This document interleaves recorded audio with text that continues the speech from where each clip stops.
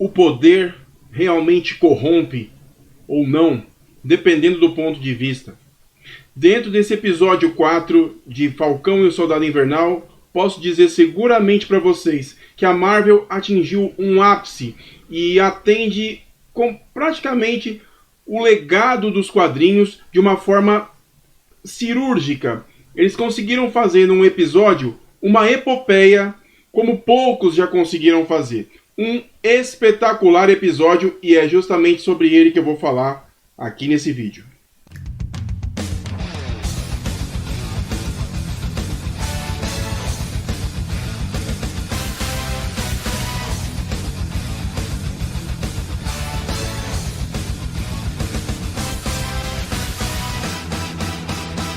Olá, sejam todos muito bem-vindos a mais um vídeo aqui do nosso canal. Para você que está chegando agora, seja muito bem-vindo. Meu nome é Alex Fury, esse aqui é o canal Como é Bom Ser Nerd. Aqui a gente fala de quadrinhos, de séries, de cinema, de tudo que a gente gosta dentro desse universo dos super-heróis. E hoje a gente está aqui para falar do episódio 4 de Falcão e o Soldado Invernal, que traz uma sequência assim que respeita bastante o cânone dos quadrinhos do universo Marvel. Mas antes da gente começar a se aprofundar nesse espetacular episódio, eu peço para vocês a sua inscrição aqui no canal. Clica aqui no sininho para ativar as notificações e ficar por dentro de tudo quando a gente soltar algum vídeo novo. Visite lá as nossas redes sociais, porque sempre que surge alguma coisa nova a gente já coloca lá primeiro. Inclusive, considere dar um pulinho lá no nosso direct. Coloca lá a sua visão, a sua opinião. Quem sabe o que você disser por lá acaba se tornando um vídeo aqui no nosso canal. E claro, pra gente manter o hype aqui do nosso canal e ele ser recomendado para outras pessoas que gostam desse tipo de conteúdo, dá um cliquezinho aí no like e principalmente compartilhe esse vídeo com seus amigos que gostam desse tipo de assunto. O episódio 4, como é que eu vou classificar para vocês? Ele põe o universo dos super-heróis com o pé no chão. Ele traz uma série de sequências que muito provavelmente, se você nunca assistiu nenhum dos filmes do universo Marvel, recomendo que vocês assistam para que vocês verifiquem as sequelas que foram sendo deixadas ao longo do caminho e aqui são respondidas. E eu já vou começar com uma que eu gostei bastante, que foi a relação entre o Bucky Barnes, o Soldado Invernal, e a Ayo, que é a segunda em comando das Dora Milaje em Wakanda. Para quem assistiu os filmes, a relação deles iniciou quando aconteceu o momento da Capitão América com o Soldado Invernal, e foi justamente quando a gente teve o primeiro contato e descobrimos como que era o livro em comando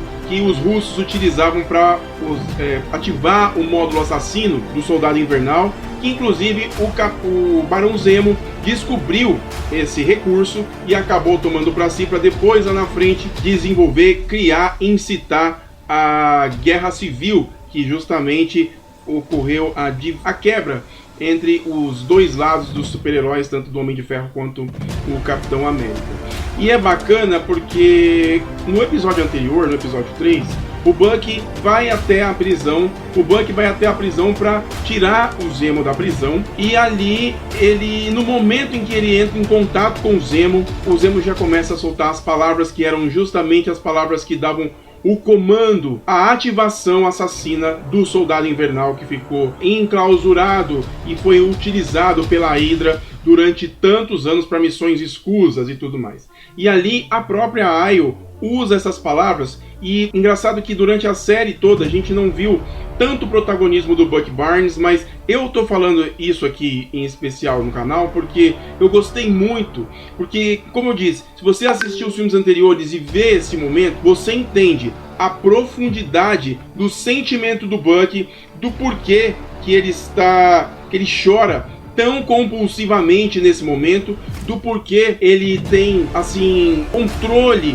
daquela situação. Porque se fosse o Soldado Invernal, quando o Zemo encontrou ele pela primeira vez, bastava ler as palavras do livro que ele estava ativado mais uma vez e voltaria a tudo aquilo. Sem contar que isso não é só essa questão. O Bucky, ele tem consciência dos assassinatos que ele causou, então aquele choro, essas lágrimas pesadas do Bucky representam muito. Então é legal que nessa cena ele tem um flashback de todos os assassinatos que ele cometeu. E então isso é muito pesado, e ele está em frente a uma fogueira como se aquilo fosse um rito de passagem. Na verdade, o que fica claro é que a programação do Soldado Invernal ela não desapareceu.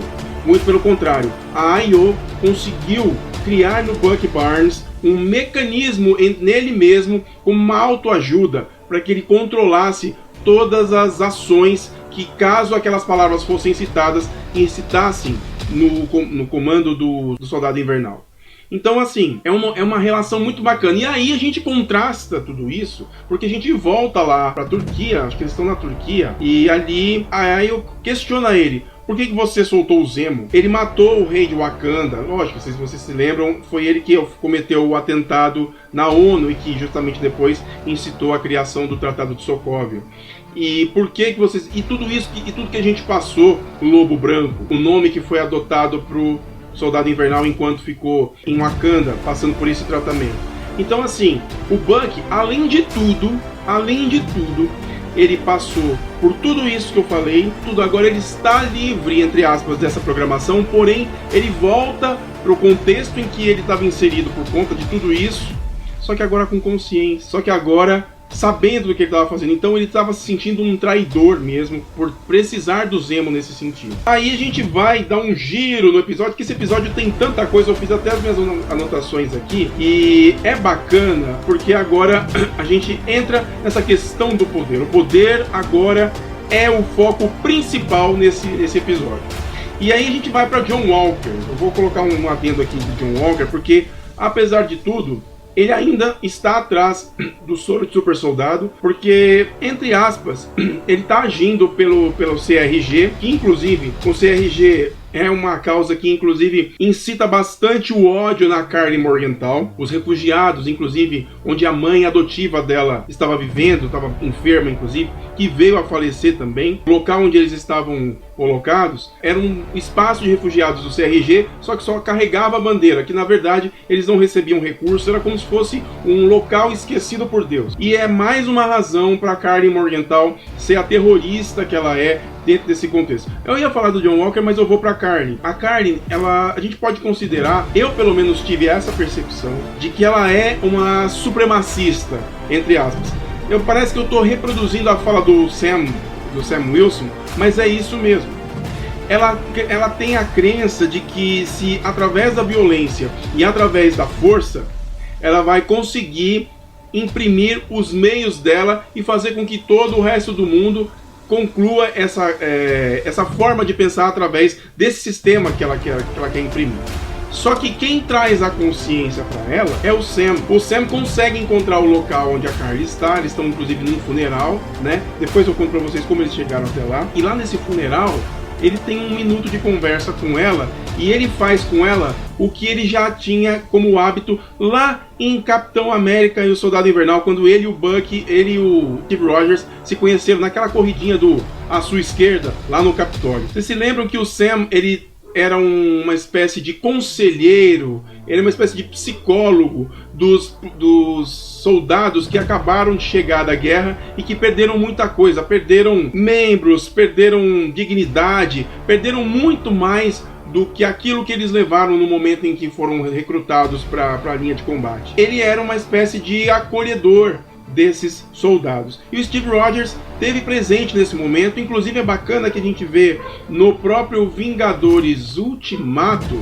quando o Steve Rogers está fazendo uma sessão de terapia e o Steve está fazendo o papel do Sam Wilson naquele momento. Para vocês verem a dimensão que o Sam tem ao ponto de colocar o próprio capitão disposto a fazer o que ele mesmo fazia. A entrega do escudo do Steve pro Sam, aqui já fica claro que não foi à toa. De todos esses momentos, de todos esses personagens, eu enxergo o Sam como o mais digno, porque ele não está seduzido pelo poder, ele não quer o escudo. Para vocês terem uma ideia da dimensão, ele quer apenas que o escudo seja um símbolo que fique ali para se lembrar do legado do grande herói do primeiro Vingador. Diferente da Karli Morgenthau, que quer o soro de super soldado para criar mais super soldados. E aí o Sam coloca isso para ela, e ela fala: peraí, eu não sou isso não. Não, você é.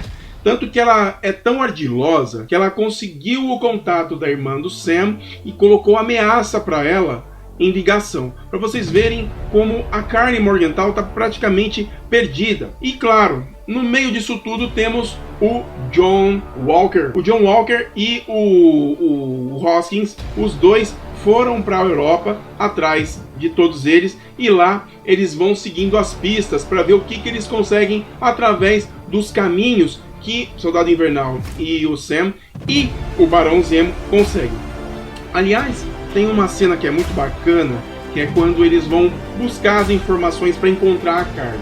Eles vão lá justamente nesse centro de refugiados, que tem uma série de pessoas ali que estão sob a proteção do CRG. E aí, chegando lá, é engraçado que todos eles, o Buck não tem jeito para falar com ninguém, as pessoas saem.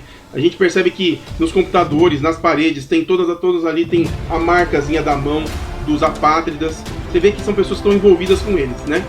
E ali, o único que consegue um contato através do poder da persuasão, olha a sequência do poder chegando aí, é o Zemo. Ele seduz as crianças que fazem parte ali daquele convívio, e ali uma das crianças fica contente com a brincadeira e conta para o Zemo onde seria o enterro, que ajudou justamente o Sam a encontrar a Carly e ter essa conversa que eu acabei de mencionar. E é legal que o Zemo ele manipula de um jeito tão agradável que você entrega assim as informações para ele pela forma sutil e educada com que ele faz isso. E aí vem a grande dúvida: o que fazer a partir de agora? Se a Carly tem o soro de super soldado, a gente precisa reaver isso para que ela não crie novos super soldados. E em meio a tudo isso vem as Dora Milaje. Essa cena é linda porque eles estão num apartamento. Nessa hora tá lá o Zemo, o Sam e o Bucky, e eis que chega o John Walker com o Hoskins, o Lemar Hoskins. E ali começa aquela conversa: não, quem manda aqui sou eu sou o Capitão América, aquela carteirada de sempre que o John Walker faz.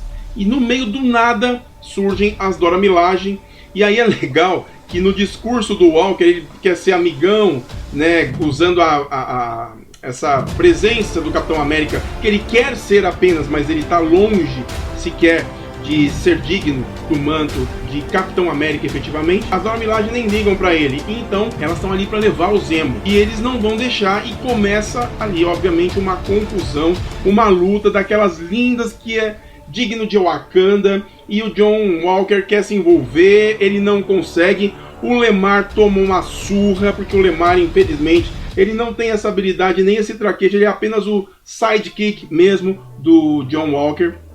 E é legal que tudo isso mexe muito com o ego do John, porque tem uma hora em que uma das Dora Milaje atira aquelas lanças maravilhosas de Vibranium e consegue passar a lança bem aqui na alça do escudo. E tipo, o John Walker estava lá com o escudo, então ele ficou preso naquilo e não conseguia sair. E além de tudo, tomou um pau das Dora Milaje. Isso, meus amigos, isso feriu o ego do John. E ele ficou pensando: cara, eu apanhei de umas mulheres, muito pelo contrário, são Doras Milaje, 100% treinadas. Ali ele fica com esse dilema: poxa, elas nem têm o soro de super soldado e me deram uma surra. E é engraçado que nesse momento ele começa a se questionar: poxa vida, o que eu preciso para ser tão bom e tão poderoso quanto essas pessoas, né? E aí a gente vai para um outro momento, que é quando tudo dá errado na conversa em que o Sam teve com a Carly Morgenthau. Eles se encontram, inclusive, né? No momento em que o Zemo tá junto com eles, o próprio John Walker deixa ele algemado lá no local onde estava rolando o enterro da mãe da Carly.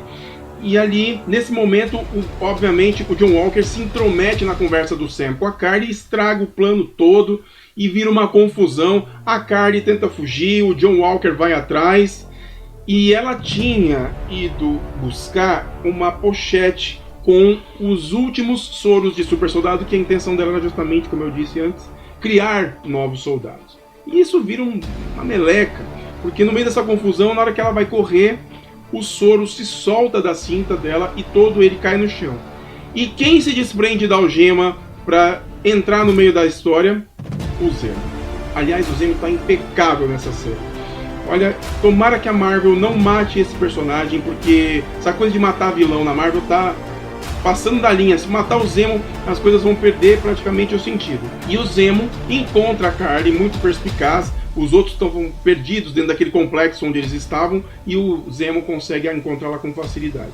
E ali ele dá um tiro bem aqui na cintura da Karli, e nesse momento que ela cai, todos os soros de super soldado caem no chão. E ali ele pega um frasco e a gente vê que o Zemo, ele não é corrompível pelo poder, que ele poderia muito bem se aplicar um soro de super soldado naquela hora e ser uma pessoa super. E ele resolve jogar aquilo no chão e aos poucos ele vai pisando em todos os soros, quebrando tudo, seguindo aquela fala que ele disse nos episódios anteriores. Ele acredita que cada vez que a gente exalta uma figura assim, ela se esquece dos erros que ela carrega. Essa conversa ele teve no avião junto com os meninos. E ali ele é abordado de repente pelo escudo do capitão, que o John Walker viu aquela confusão e atirou, e deixando ele desacordado. E então, meus amigos, quando o Walker olha para baixo, a Karli já tinha corrido, já tinha ido embora. Quando o Walker olha para baixo, o que sobra? Um último frasco do soro de super soldado. E a tentação vem à cabeça. E é bacana que o John, ele guarda esse soro. Fica subentendido que talvez ele vai questionar, vai fazer. E aí o John Walker, ele, no momento que ele está num café conversando com o Lemar, ele é ovacionado, chega uns fãs e tudo mais, pedem autógrafo para ele. E ele sempre solícito, mais pela popularidade, não pelo peso do escudo, né? Você vê que ele é um cara marqueteiro e tudo mais. E ali o Walker, ele é questionado pelo Lemar: poxa, mas você é o Capitão América, por isso que você é famoso e tudo mais. Você carrega um escudo que é um símbolo. E aí ele fala, aliás, o Lemar fala assim: você é condecorado, né, por várias missões e tudo mais, mas ele fala: olha, eu sou condecorado, mas o meu legado ele é manchado de sangue, por assim dizer. Olha as coisas que nós tivemos que fazer para poder... Olha as coisas que eu tive que fazer para poder ser lembrado com essa condecoração. Então a gente percebe que o John Walker tem lá os seus demônios, apesar dos pesares, mas ainda assim é um cara 100% egocêntrico, corruptível, e tem no bolso guardado o soro de super soldado. Então, de todos esses personagens, pensando nessa questão do legado do escudo, o único realmente que merece carregar esse escudo é o Sam, no meu ponto de vista, porque até agora, de todas essas pessoas que a gente falou aqui, ele foi o único que se manteve longe dessa tentação, e muito pelo contrário, ele não quer o símbolo, ele quer deixar que o símbolo seja lembrado. E aí a gente pensa assim, quem sabe o John Walker, dentro do contexto da série, não queira, através desse escudo, através do manto do Capitão América, buscar a redenção dele, que ainda não foi alcançada depois de todas essas missões que ele teve que praticar. Então fica essa pergunta no ar. E então a gente vai para o desfecho do episódio, que é uma pintura. Em meio a tudo isso, ainda era necessário um último contato com a Karli Morgenthau, que ela muito provavelmente poderia entregar todas as informações com relação aos apátridas para eles, só que tudo está errado. O Lemar e o John Walker vão para o meio da cena, eles interferem no meio do processo, e no meio de uma luta, o Lemar Hoskins é abatido e morto. E ali você vê a transformação do John Walker. Cara, é insano, porque no meio daquela confusão toda, a gente já sabe, né, que ele quer mostrar serviço, ele quer mostrar que ele é o Capitão América, mas ele é corrupto, ele é quebrado, ele tem suas chagas, ele tem essas lembranças do passado, ele tem seus demônios. Diferente do Steve Rogers, que mesmo tendo seus demônios, entre aspas, e ainda assim tentando provar o seu valor, ele nunca se deixou corromper pelo soro de super soldado, pela figura que ele se tornou depois que ele tomou o soro.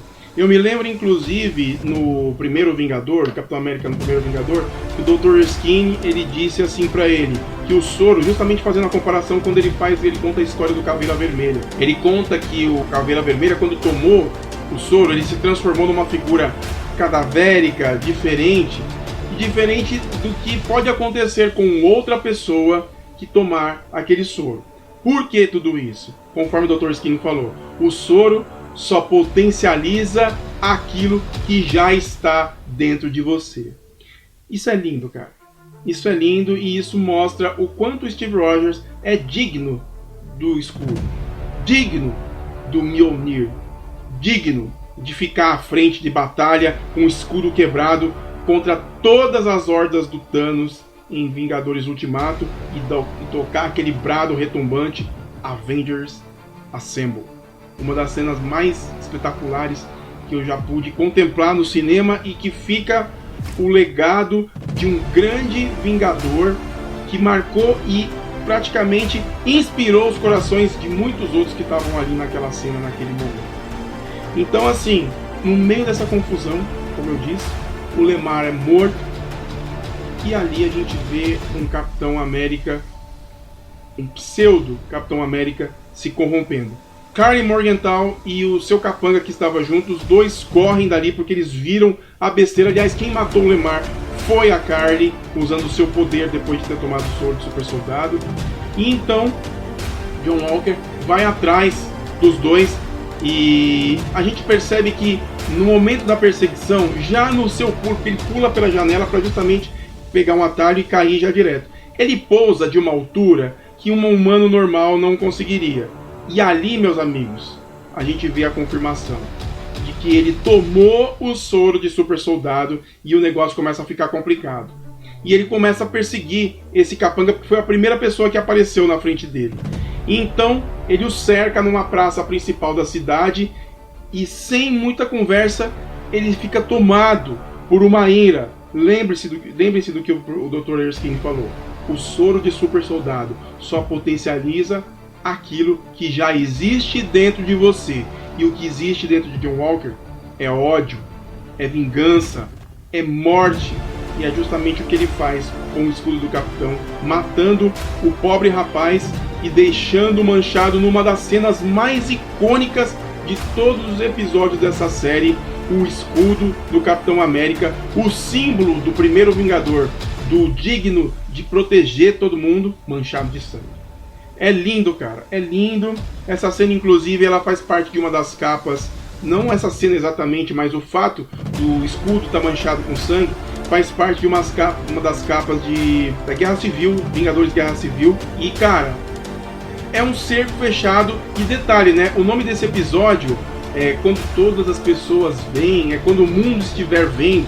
E é nesse momento que essa coisa literal acontece. No momento que ele tá matando esse cara, batendo com todo o seu ódio com o escudo, todo mundo tá filmando, todo mundo tá vendo, inclusive as duas moças que pediram autógrafo pra ele. Meus amigos, eu não sei quanto a vocês, mas esse episódio foi muito bacana e é sobre isso tudo que eu queria ter conversado com vocês aqui nesse vídeo. E antes de eu ir embora, aproveite e deixa aqui o seu comentário, porque é justamente com ele que eu fico sabendo qual o seu nível de prazer com relação a essa série e as suas teorias, que são muito importantes pra gente poder conversar aqui, beleza? Fiquem de olho em alguns vídeos aqui do lado para vocês assistirem e não esqueçam de assinar o canal, beleza? Vou ficando por aqui, um grande abraço.